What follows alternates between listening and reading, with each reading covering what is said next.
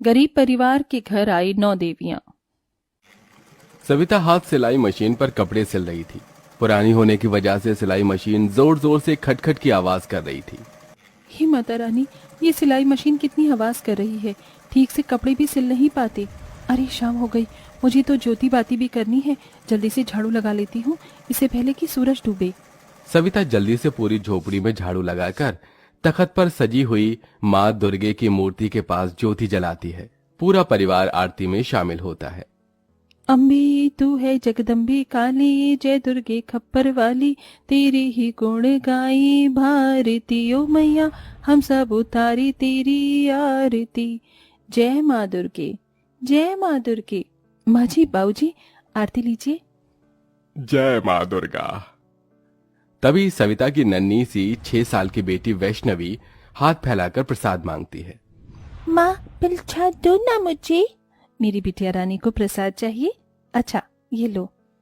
ये का माँ बताची, तुम कभी माता रानी को मेवे मिठाई का भोग क्यों नहीं लगाती?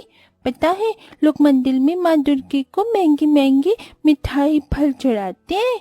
ये सुनकर बूढ़ी कुंती ने कहा, माता रानी ने जितनी हैसियत जिसे दी है वो मेवे मक्खन का भोग लगाएगा ही, लेकिन माँ दुर्गा हमारे परिवार को दुख ही दिए जा रही है। नहीं सासू माँ, माता रानी कभी अपने भक्तों को दुख और कष्ट नहीं देती। माँ दुर्गा तो दया की मूरत है। लाख दुखों में भी गरीब दर्जी सविता की भक्ति माँ दुर्गा के प्रति एकदम सच्ची है। जब कभी उसके परिवार का विश्वास माँ दुर्गा के लिए डगमगाता तो वो माँ दुर्गा के लिए उनके मन में आस्था और प्रेम जगाती थी। परिवार में बूढ़े सास ससुर, पति मुरली था। सविता दिन दिन भर दर्जी का काम करके कपड़े सिलती, जिससे कपड़े सिलकर भी मिली ज्यादातर कमाई के पैसे वो माँ की पूजा प्रसाद में लगा दिया करती। सविता बहू, अब रहने भी दे, बाकी कपड़े कल सी लेना। तेरा देह नहीं थकता क्या? ये सवेरे की लगी है कपड़े सिलने को। माँ जी आप सो जाइए, अभी मुरली भी नहीं आए, उन्हें खाना खिलाना है। तभी मुरली थका हारा काम से घर आता है। अजी आ गए आप? हाथ मुंह धो लीजिए, मैं खाना लगाती हूँ। ठीक है सविता। ये लो जी, सब्जी तो थी ही नहीं, चटनी पीसी है, रोटी बनाई है, खा लो। जो भी है बहुत है सविता, लाओ दो। बढ़िया बना है सविता चटनी रोटी। सुनो जी, मालिक ने पैसे दिए क्या? कल से नवरात्रि शुरू है, घर में कलश रखना है। नहीं सविता, मालिक ने 1 रुपया नहीं दिया। इसी आस में दिन भर चिलचिलाती धूप में काम किया, ईंट बालू ढोया। ये सुनकर सविता चिंता में आ जाती है। उस वक्त तो सविता अपने पति मुरली के सामने चिंता नहीं जताती, लेकिन सबके सो जाने के बाद माँ दुर्गा की मूर्ति के आगे आंसू बहाती है। हे दुर्गा मैया, ये गरीब दुखियारीन दर्जी बहू किस तरह से कन्या पूजन करेगी और कैसे कलश बिठाएगी? क्या इस बार तो मेरे गरीब घर परिवार में नहीं आओगी? सविता किसी दूध छुड़ाए बच्चे की तरह बिलख बिलख कर सो जाती है।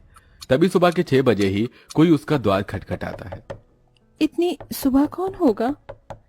सविता, ओ सविता, अरे दरवाजा खोलो।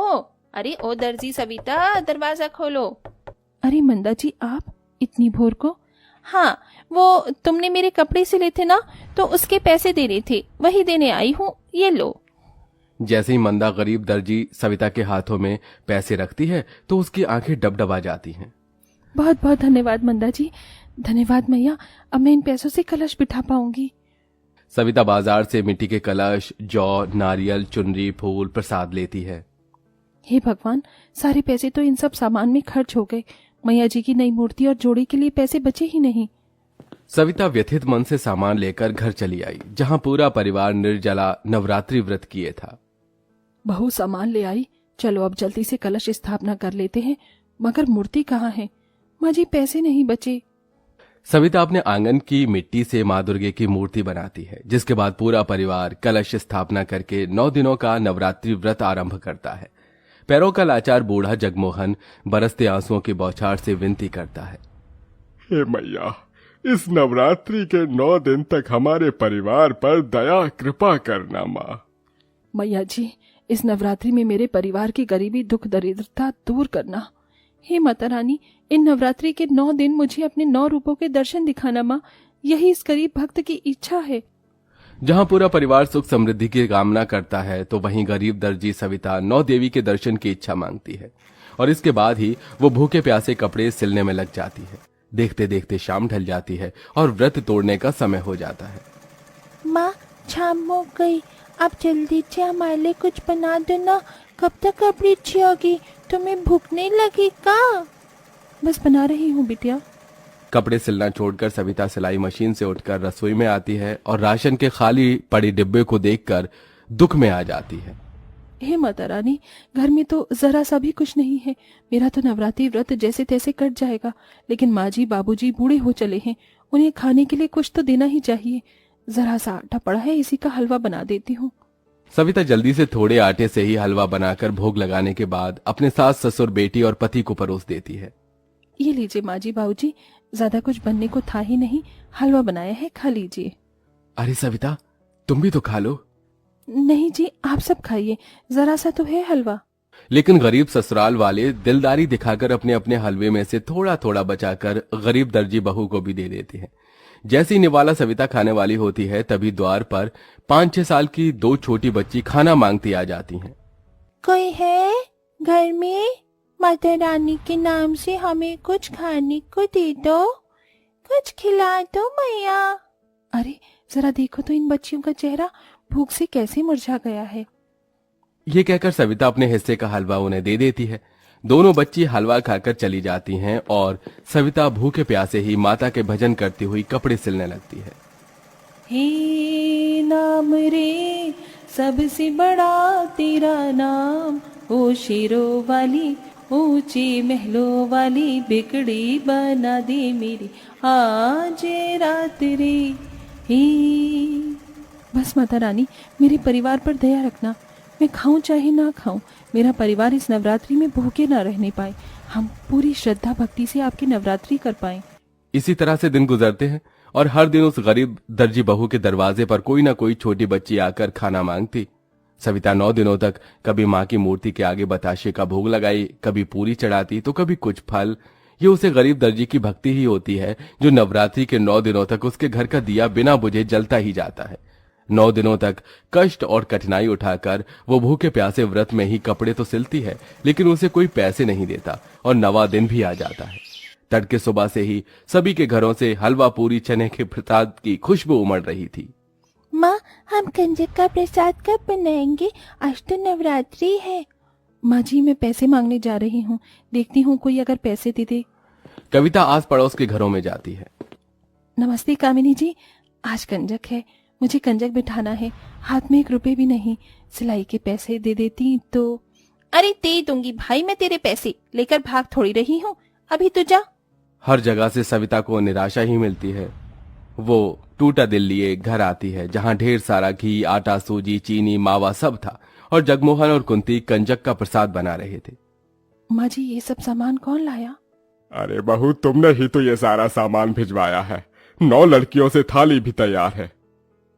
इतने में 9 छोटी बच्ची कंजक खाने अंदर आती हैं। उनके चेहरे पर एक अलग ही चमक थी, जैसे साक्षात 9 देवियां उस गरीब परिवार में आई हों।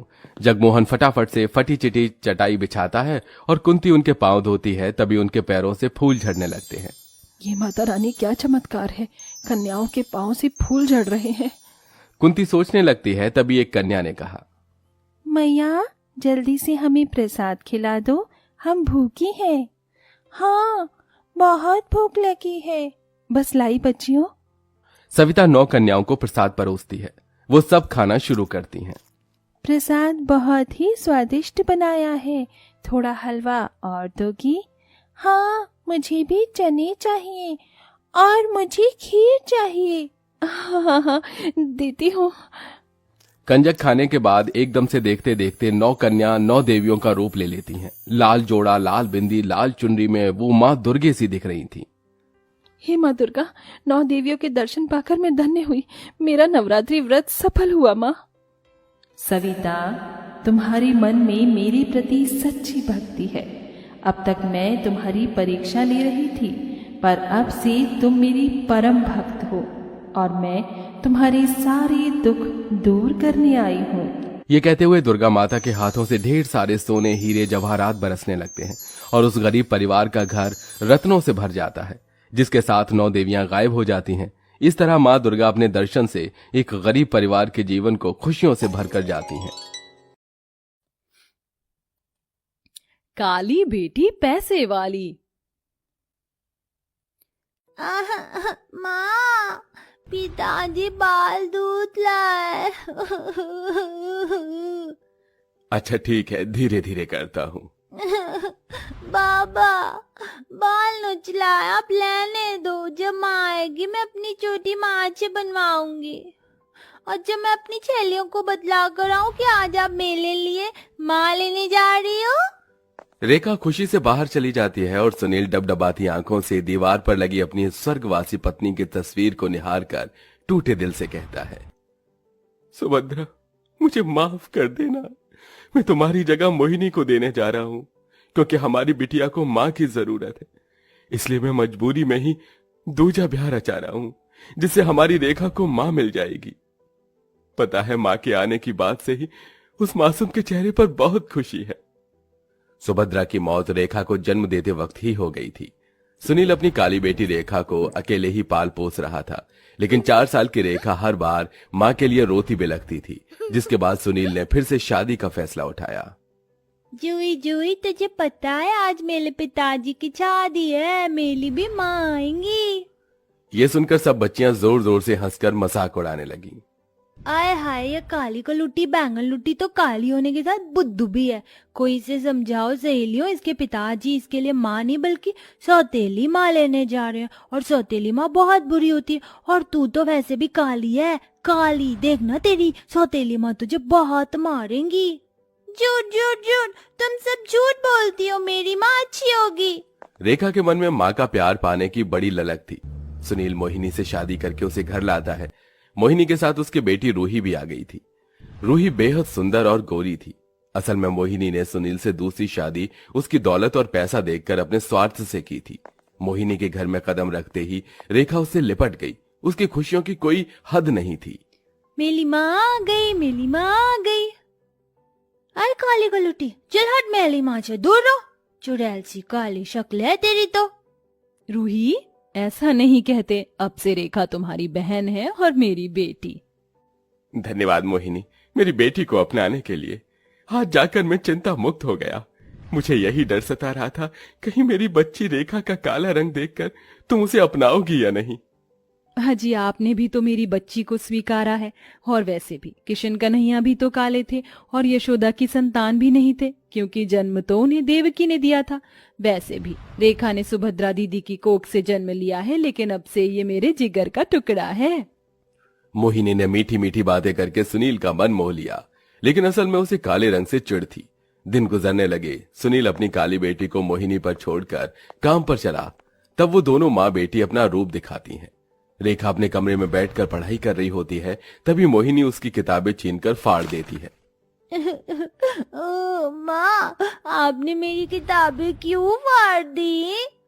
क्यों रे काली कलूटी, पढ़ लिख कर बड़ा तो कलेक्टर बन जाएगी और पैसे कमा कर देगी। चल जाकर बर्तन मांज, वरना तेरे थोबड़े का नक्शा बिगाड़ दूंगी।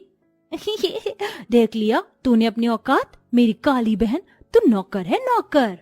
बेचारी रेखा रोते रोते रसोई में चली आई, जहां बर्तनों का ढेर मांजने को था। वो रोते हुए बर्तन मांजने लगी। वहीं मोहिनी अपनी गोरी बेटी के साथ एसी की ठंडी हवा में ठाठ से बैठी हुई लाड करती रही। उस दिन से काली रेखा की जिंदगी घर के कामकाज में उलझ गई। लेकिन कहते हैं ना, जिसके सपने बड़े होते हैं वो कठिनाई और लाख चुनौतियां भी पार कर गुजरता है। रेखा दिन पर काम करती और रात में जागकर लगन से पढ़ती थी, जबकि मोहिनी की गोरी बेटी खेलकूद और वीडियो गेम्स में लगी रहती। कई साल बीत गए, दोनों काली गोरी बहनें बड़ी हो गईं। ला ला ला ला ला ला ला ला ला ला ला। रूही, अगर तुम्हारा मेकअप हो गया हो तो जरा मुझे भी तैयार हो जाने दो। अबे ओ मेरी ब्लैक ब्यूटी बहना, तू ना रहने दे। तेरे काले कोयले रंग पर तो कुछ नहीं जचेगा, सड़ी मुंह वाली ही दिखेगी। रूही, तुम्हें मेरा मजाक उड़ाकर क्या मिलता है? मजा आता है। रूही कंधे पर पर्स टांगे, ऊंची हाई हील्स पहने, बाल झटकते अपनी माँ के पास आकर पैसे मांगती है। मम्मी, आई नीड 21,000, जरा देना। बस सिर्फ 1,000, उससे क्या होगा? ये ले 10,000 रख, अब तो बड़ी हो गई है और तेरे खर्चे होंगे। Oh thank you very much momo. तभी पीछे से पुराना घुराना सा सूट पहने एक चोटी बनाई रेखा आती है। माँ मुझे भी 10-20 रुपए दे दो, किराया करके कॉलेज चली जाऊंगी, बाहर बहुत चिलचिलाती धूप है। अरे तो तेरा कौन सा गोरा रंग है जो धूप में ढल जाएगी? चल जा, पहले ही तुझ काली कलूटन ने क्या कम बोझ बढ़ा रखा है, कमा कर एक चवन्नी नहीं देती, कंगाली में आटा गीला कर रखा है तुझ कल्लों ने। अरे तुम्हारा दिल है कि पत्थर मोहिनी? अपनी गोरी बेटी के लिए लाली लिपस्टिक में तुम रच कर खर्च करती हो, और जब बारी मेरी बच्ची की आती है तो बार बार वही सौतेलापन दिखाती हो। हाँ हाँ, तुम्हारी इस काली कलूटी बेटी ने इतना पढ़ लिख कर कौन सा झंडा गाड़ लिया है, अभी तक पैसे ही ठूस रही है, अपना भविष्य बनाकर चली जाएगी तुम्हारी ये काली बेटी। जैसे काली, ये खुद उतना ही मन काला है, और मेरी रूही रंग से जितनी सुंदर है उतनी ही साफ दिल भी। मोहिनी की सौतेलेपन भरी बातें काली रेखा के दिल पर सुइयां चुभ हो रही थी। वो बिलख बिलख कर रो पड़ी। माँ आखिर इतना कितना पैसा लगा दिया आपने अपनी काली बेटी की पढ़ाई में, मेरा ट्यूशन छुड़ा दिया, सरकारी स्कूल में दाखिला दिला दिया, जबकि रूही को प्राइवेट में पढ़ाया, उसके सारे शौक पूरे किए, कॉलेज भी मैं अपनी स्कॉलरशिप से कर रही हूँ, वो भी आपको चुभ रहा है, जबकि आप अपनी गोरी बेटी पर मेरे पिताजी के पैसे लुटाती हैं।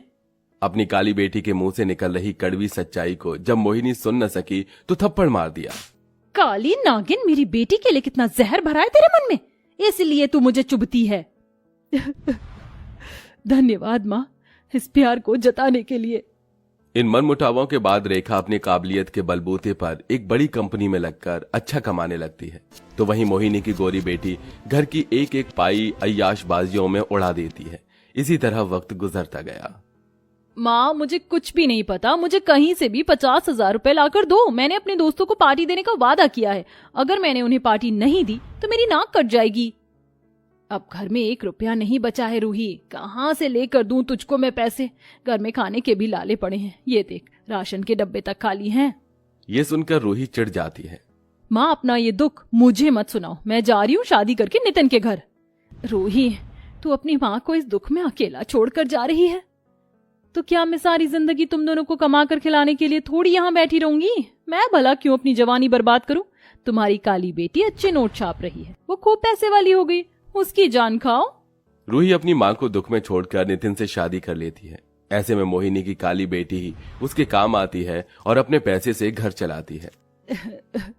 अजी आप ठीक कहते थे, मैं सारी जिंदगी रेखा के साथ सौतेलापन करती रही, और जिस बेटी को मैंने पलकों पर बिठा कर रखा वो आज चली गई, और मैं अपनी पैसे वाली बेटी को नोच नोच कर खा रही हूँ। मुझ में तो इतनी हिम्मत भी नहीं बची कि जाकर उससे नजरें भी मिला सकूं।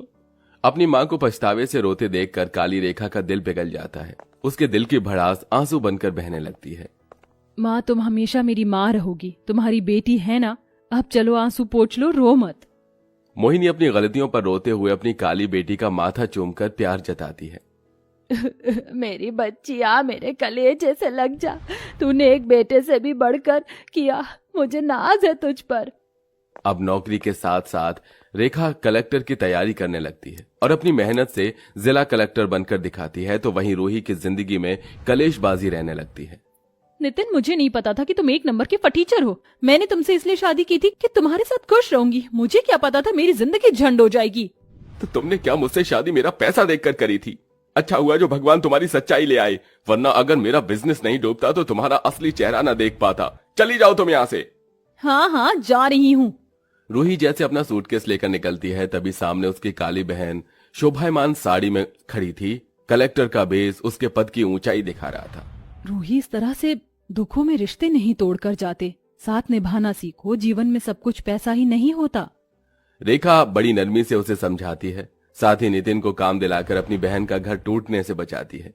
ये नजारा देखकर मोहिनी के मन से अपनी काली पैसे वाली बेटी के लिए दिल से भरपूर दुआएं निकल रही थीं।